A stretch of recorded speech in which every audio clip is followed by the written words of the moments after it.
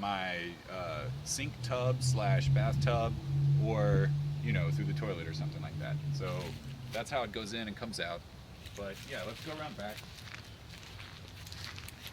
This is the backyard.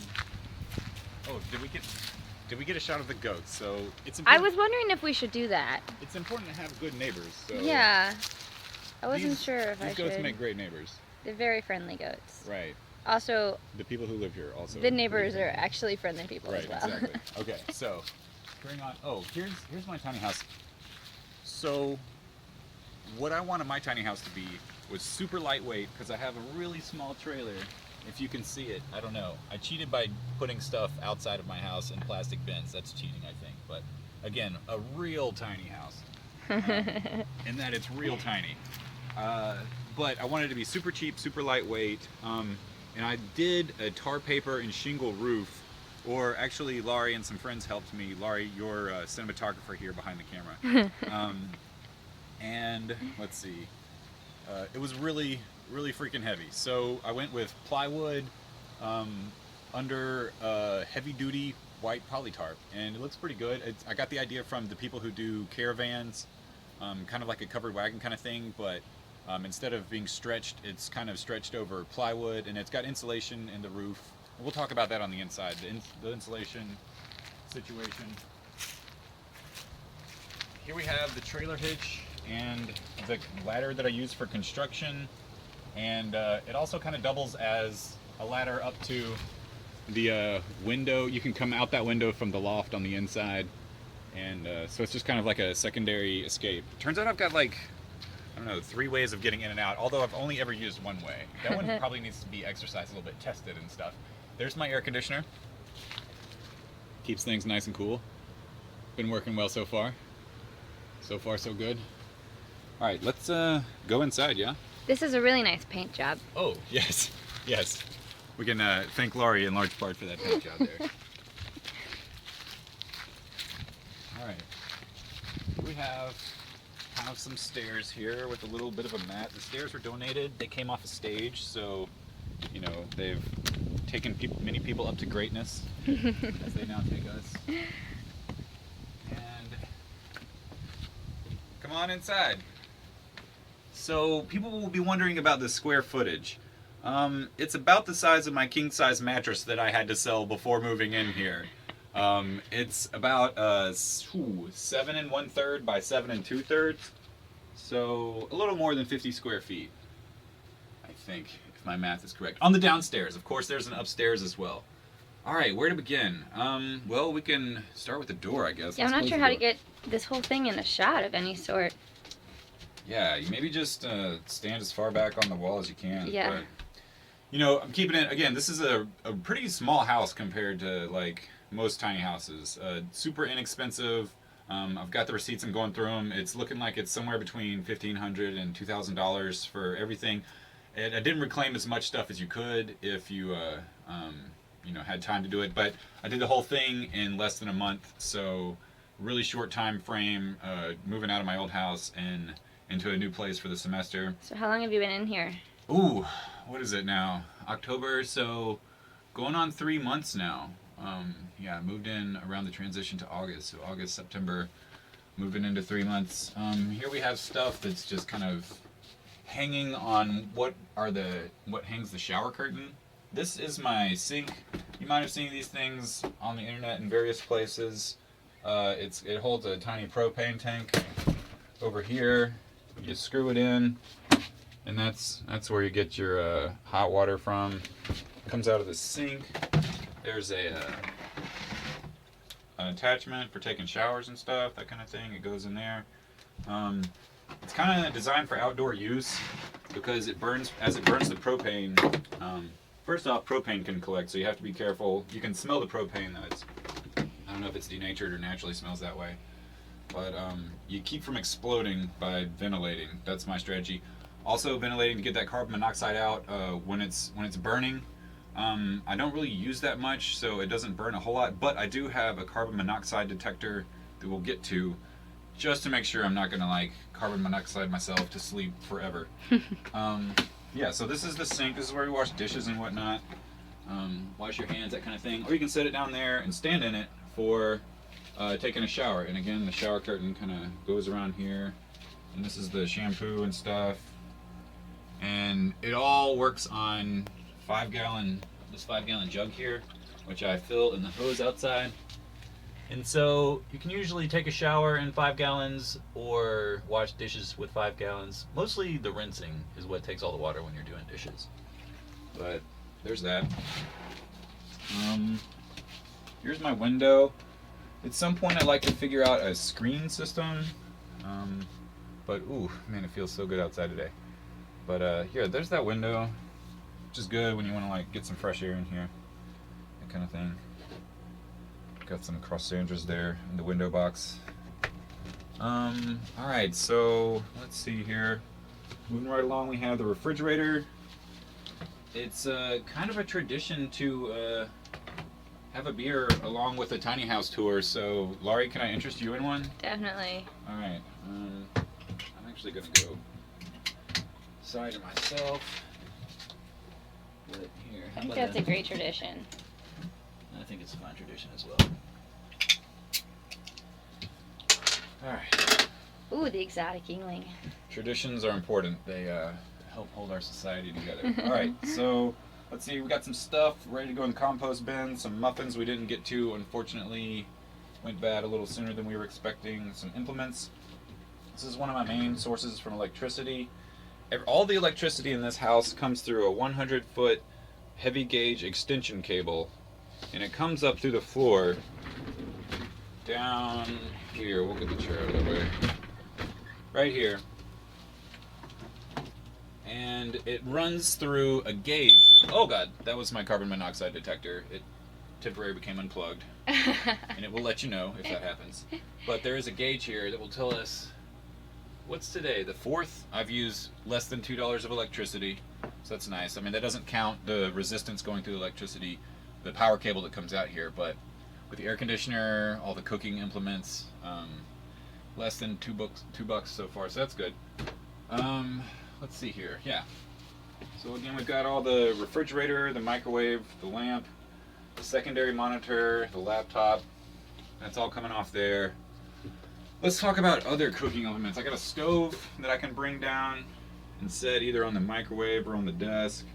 It's got 2 eyes, so that's nice. And then we have the toaster oven here on the shelf. This is one of those propane tanks that I use for the water heater. And then just various doodads, a game of Travel Battleship, some playing cards. So do you cook much in your toaster oven? I cook all the time in my toaster oven. Cookies are a specialty. I love those. We had some very delicious croissant this morning.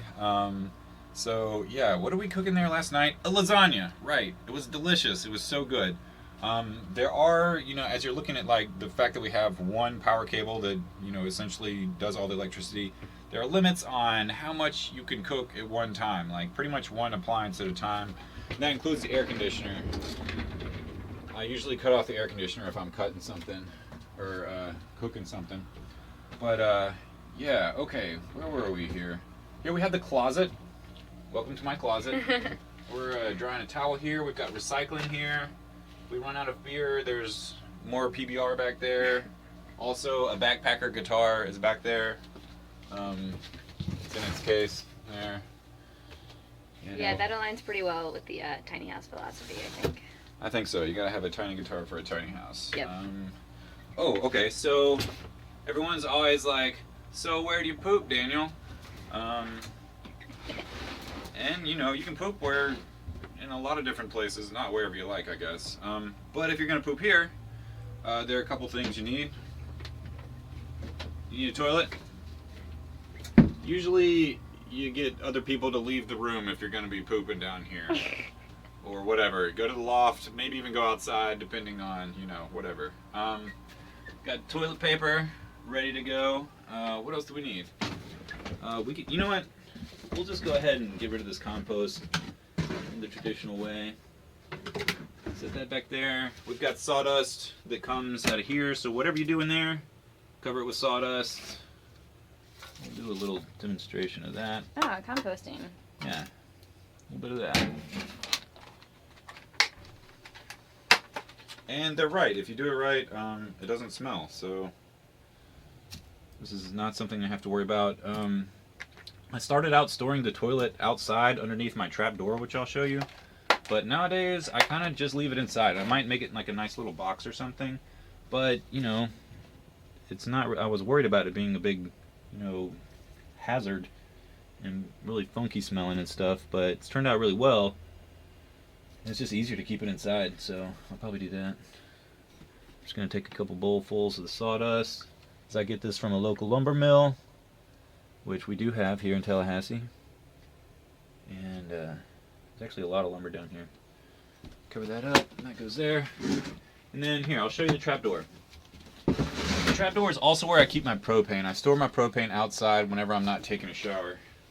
So, lift that up right there. Drop this down in a super large Tupperware. Close it on back. Store my sawdust. And then you can wash your hands. Hand sanitizer, some combination thereof, probably a good idea. Alright, so there's that. Here we have the bar over here with the booze. The dishes. Dirty clothes or dirty dishes rack here, waiting for the next round of dishes being done. Then various storage, laundry. Here's my trash can. Got to keep a tiny trash can for a tiny house. Let's see. Same thing, storage over here. Here's my infirmary, cotton swabs, band-aids. What you're gonna need sometime. Laurie's viola and music stand. Spices, right? So, oh, that's the other thing I didn't say about this house. So a lot of times you see a tiny house and there are like lots of nooks and crannies and it's all kind of integrated together, sort of, which is neat, but that takes a lot of time, a lot of money, a little bit of skill with carpentry, not that much, but some of it does. And you'll notice that everything here is largely on shelves. There are very few things that are custom built as like little nooky things in this house. There's kind of that little thing that the sink is on that I built just for this house. And there's the trapdoor, which is kind of neat. Which is, oh, by the way, I think the trapdoor is one of the ways you get in and out of the house if you want to, although I've never used it for that. Anyway, this house, since I've got such a tiny trailer, the idea is that it bolts apart.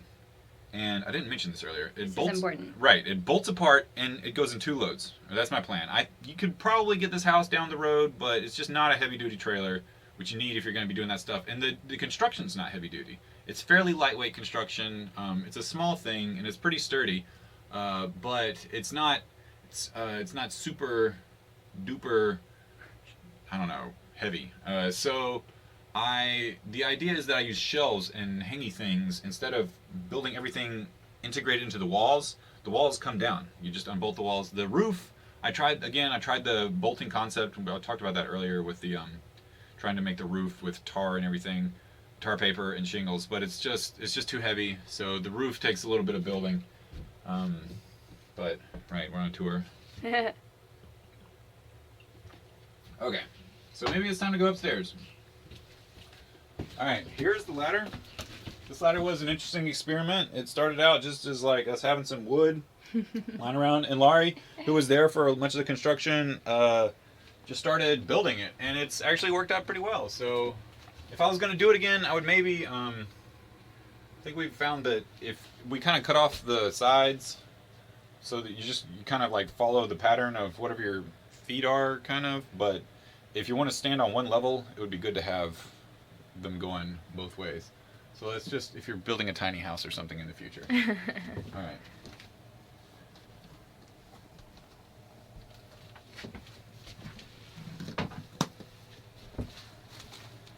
All right. So a couple of things up here. So film it again? Yes. Excellent. All right. Sitting headroom up here in the loft. A couple of key features. First off, we have a baffle here that's made out of the lid to that giant Tupperware that holds the propane in the toilet underneath the desk downstairs.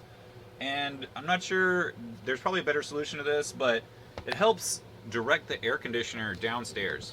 a little bit, and it keeps the air conditioner from blowing directly on you when you're sleeping, which, ugh. I mean, some people like fans blowing on them, but I'm like the opposite of that. So there's that. There's a dehumidifier over here, a little baby dehumidifier. I think it costs like $35, $40, and it works probably better than these things. These are rechargeable dehumidifiers that you plug in, which you can use, but I think they're meant more for closets than, you know, full rooms or tiny houses. So you want me to take the camera while you climb up here? Okay. This is the view going downstairs. There's a foot in the way. There's a foot. This is Laurie climbing the ladder. Oops, I brought my shoes with me this time. I don't know why. Kick them on off. There we go. Yep.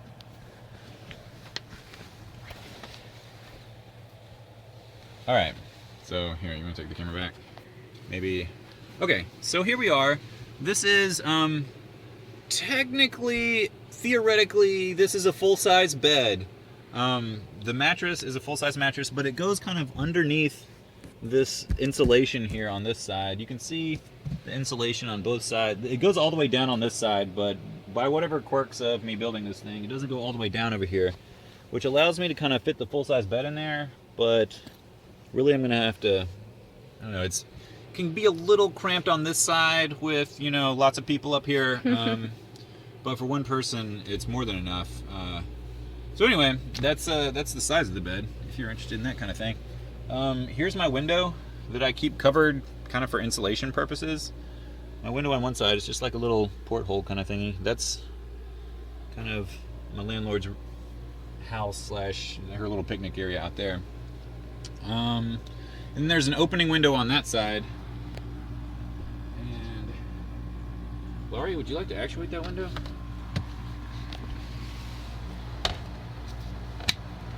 I think I was avoiding this before because there were spiders outside. There are spiders outside But preventing that's bugs from getting the inside. window opening. And then, can you show the ladder that kind of brings everything full circle to where we were earlier? That's the backyard. Woo! Backyard, all right. Yep. All right, so we've been downstairs, we've been upstairs. I can take the camera back if you want to go on down. There's the air conditioner. Closing the window. All my stuff. Yeah, nice Again, shelf this is here. looking down. Oh yeah, nice little shelf for all your earplugs and candles and, you know, whatever.